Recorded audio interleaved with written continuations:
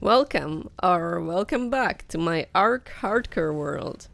This is the story of day 10, which has started with my home base getting assaulted by a seagull, which I initially didn't register, so I just sat around on my RG waiting for the mysterious attacker to show himself, as my parasaurs were giving me mixed signals on whether the fight music is real or not. But I finally located the bugger and flew up hoping to be able to swiftly murder this annoyance. Well, this was easier than expected. After that, I flew towards the place where my allosaurus was taming all night, and I grabbed him so I can throw him in with all the others. At least for now, as I decided I really needed to move. No way I'm spending the rest of my Ark days in a place where seagulls spawn over my head. But before getting to that, there's one more thing I needed to do. At night, I've grabbed a very bright-colored iguanodon back to my base, and I intended to tame it, as they're objectively better than parasaurs. Don't argue with me on that. First, I had to craft some bolas, as of course I ran out and didn't think to make more until I needed them. And as I finally made some, I've noticed the iguanodon running like crazy. Of course, I was very perplexed until I noticed the bloodstains on it and realized it was the spikes. I ran after it with a bola to prevent any further injury, and I don't know what I was thinking, because one shot of trank arrow from my bow absolutely destroyed it. Rest in peace, very magenta iguanodon, I guess. If I wanted some hide, I didn't need a bola. Regardless, I couldn't stop to mourn the tame. I didn't really need another berry picker that badly, no matter how pink. What I needed right now is organization and making sure that all my animals have the best possible equipment and are optimally not encumbered by junk. So I've spent a good few minutes focusing on just that.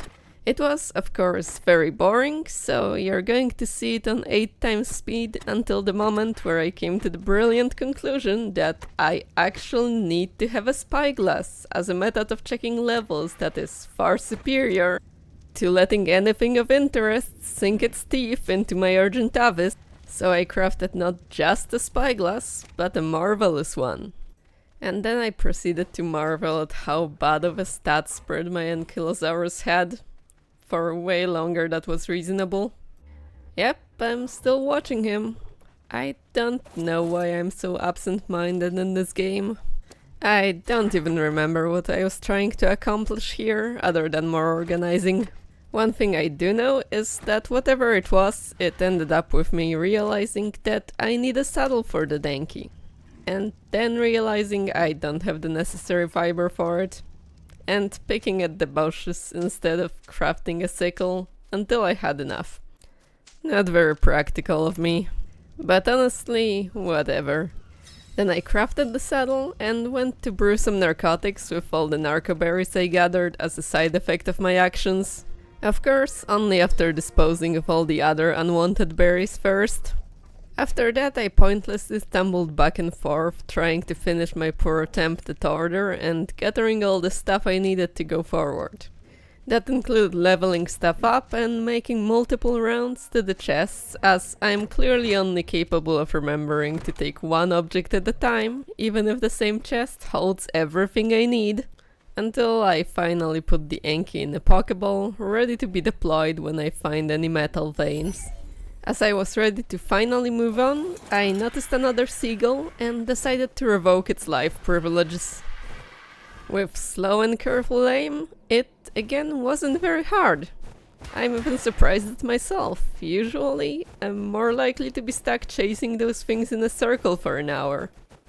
Speaking of what takes hours though, traveling on an RG is one of those things. I said that already, probably, haven't I?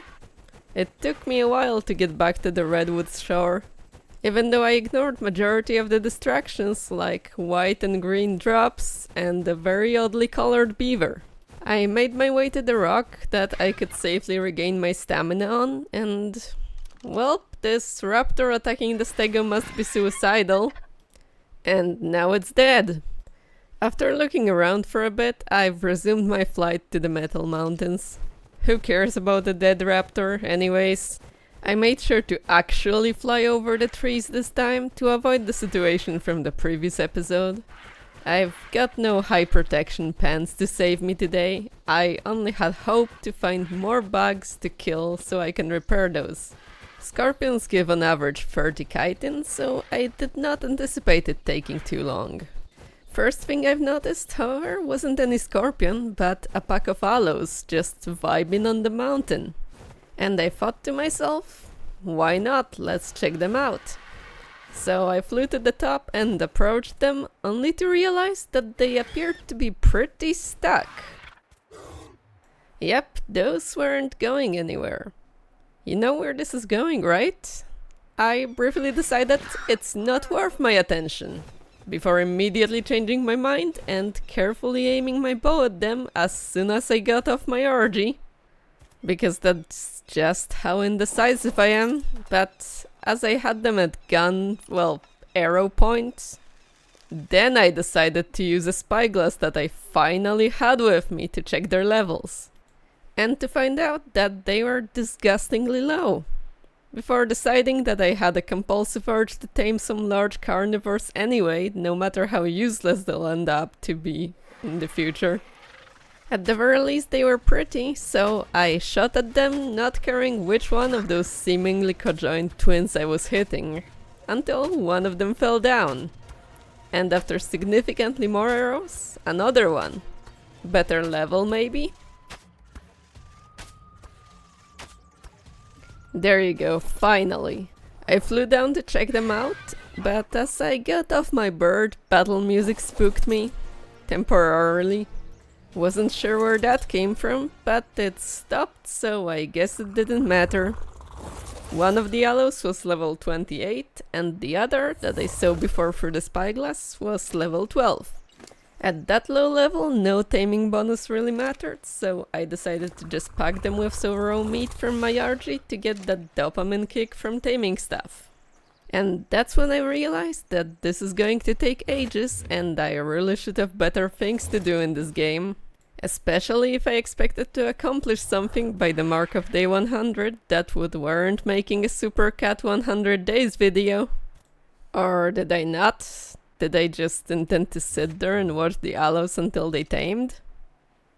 I guess not, because I flew down to take a look if the third allo is just as stuck as the others. Quick answer is, it wasn't. Look at him pretending to run in place, only to turn around and run right at me as I entered the aggro range. I quickly moved up to dodge it and turned around to locate where it went. Turns out it was the best of them all, and the other got alpha glow only because this one moved too far away. But it was still mediocre, so I went to continue my hunt for bugs instead. I considered picking up that blue drop, but I never got anything worthwhile from blues, and besides, there was a scorpion that I intended to rob of its exoskeleton real quick. It was tankier than I expected for how low level it was, but hey, 32 chitin is a good amount. Oh, and I noticed the Tyla vibing close to it, so I killed it out of pure hatred for what their kind is capable of doing. Didn't even collect its claws.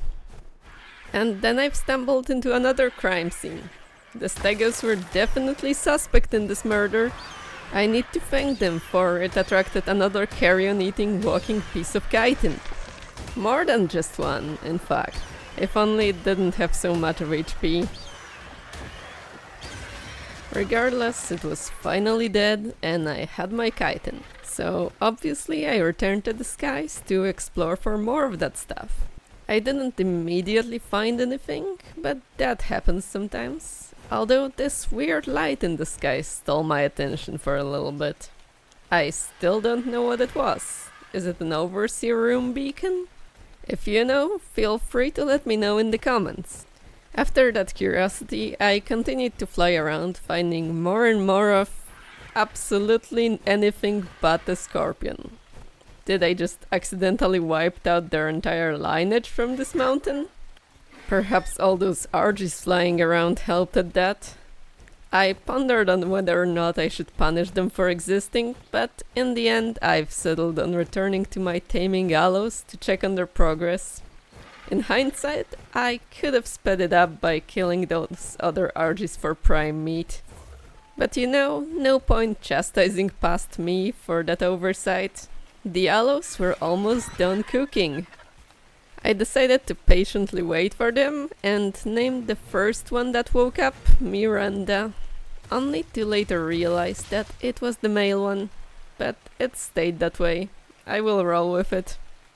Noticing that the female one still had a bit to go, I admired Miranda for a few more moments, then whistled him to stay in place and continued with my exploration. If I didn't find anything here, I thought, then it's time to go somewhere else. And somewhere else did I go, towards the volcano, which is another prime scorpion spot. It was also tempting me with the hour of a yellow drop. In fact, the weather was so bad that the drop was the only thing of the volcano that I could see. At least until I've gotten close enough to see the silhouette. And it was a ringed drop, so even better. It was good I got to it as soon as I did. The blueprint wasn't bad, although I owned better boots than this. And hey, the weather was cleaning up, so after spending a few seconds deciding if I will ever need to craft those or not, I continued on, hoping for a successful continuation to my chitin hunt. Of course, to find life, I needed to get to lower and flatter ground. And as you can see, the lower ground didn't disappoint, as nearly immediately after reaching the foot of the volcano, I encountered my first scorpion to kill. It took me a while to actually kill it, for it was pretty tanky, and in reward for it, it gave me a whole bunch of useless junk that I will have to throw out later. But that's another 31 chitin added to the score. I could have checked by now if I had already enough to repair my pants, but clearly past me didn't, so I continued to fly around for a decent while, looking if I can find more. I guess it doesn't hurt to have too much chitin, but so far I wasn't finding any more. Only thing I did find is a really pretty iguanodon, so I just had to check it out. But discouraged with my previous attempt, I convinced myself that it's too mediocre of a level and continued on my way. I have clearly given up at this point, as I was heading back to the base direction. It was once again a long flight, so bear with me, but hey, at least I was about to get an opportunity to witness possibly the worst leveled Spino on this map. Yeah, not too much of a tourist attraction. Throw me something interesting, game! Yelling at fate aside, I was about to find something that I was looking for a while now. Something that looked like a cool raptor under a giant stomping leg of a bronto. Both of the dinos aggroed at me almost immediately as I touched down, and I wanted to take a look at their levels, especially the white and pink one. That was looking really cool. And there you go, it was a female with over 100 wild levels. Finally! They were running around too fast for me to really acknowledge the spread of their stats, but I didn't care. I was getting Ruby the Raptor a girlfriend. Of course, not before I flew back to base to grab some more narcotic arrows. Just to be sure, because I wasted a lot of them on a pair of useless allos. No regrets though. I knew I had more. I also knew that while I was at the base, I would have the opportunity to repair my pants, finally. Completely forgetting that the Arch saddle is just as good as any other smithy for that purpose. But since I was already here, no harm, no foul. I was low on fiber anyways, and it was safer to gather it inside my spike walls. I quickly farmed some, got rid of the useless berries, and could finally do the patchwork needed to have my full protective suit back on me. It's really nice when repairing Ascendant stuff is not downright impossible. I checked on my forge to see how the metal smelting is going, and it was a good progress. Still not quite enough for a tree platform though. I also freed Ruby from the Pokeball so he can meet the new girl when I deliver her here. That and it freed up my cryopod. Of course, after that I had to feed him so he doesn't starve. Making sure that everything's okay, I headed back to the canyon where I found the Lady Raptor. Well, I was going to, but then I changed my mind as I probably wanted to wait out the bad weather doing something pointless like uncryopodding an Anki and then feeding it. I don't know, I'm weird. What matters is that I eventually got around to doing what needed to be done. But of course, by then it might not have been as foggy, but it was dark and I couldn't see anything at all. Raptors that I couldn't see were biting at my bird's feet. Bronto was stomping. I think it was definitely a risk to try to tame something back then. I needed to get rid of all the possible threats before attempting to trap the one I wanted with a boa. The weaker raptor went first, that was easy. But then, a Bronto is a bigger fish to fry. I needed to regain all of my stamina to make sure I didn't need to land while it aggroed on me. And that wasn't the easiest thing when the Lady Raptor continued to pursue me whenever I landed. It didn't even make sense that she was able to climb that, but perhaps that would make it so I don't have to take down the Bronto at all? Maybe I could just lure the raptor away and then bola it in peace. I was going to try, even though it was definitely a risk, considering how terrible the visibility is. All I had to go off is sound, or lack thereof, to detect any presence of hostile dinos. I also had to make sure my RG is on passive to use it as bait, otherwise it could definitely kill that raptor. And there she was! I quickly pulled out my bola, and after a bit of struggle to get a good angle, she was trapped and harmless.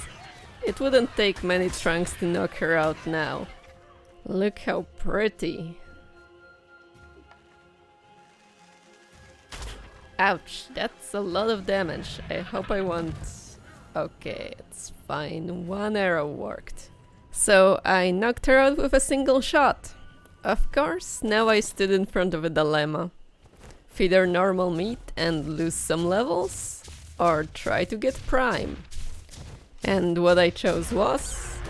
death to the Bronto! It was a slow demise, but the giant had no chance. Brontos don't do nearly enough damage to down a fully trained RG.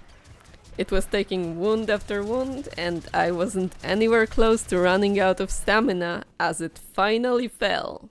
More importantly, it gave me a gift of prime meat, making sure taming efficiency on the tame won't go down too much. Now that I had it, it only took a couple of seconds for my new raptor to wake up. I waited, and finally, when it was time to name her, I called her Punky, for all the trouble it was to get her. All I had left to do for this day is to get her home. And I allowed this to be the end of this episode. Like and subscribe if you enjoyed it, and see you in a week with day 11. Bye!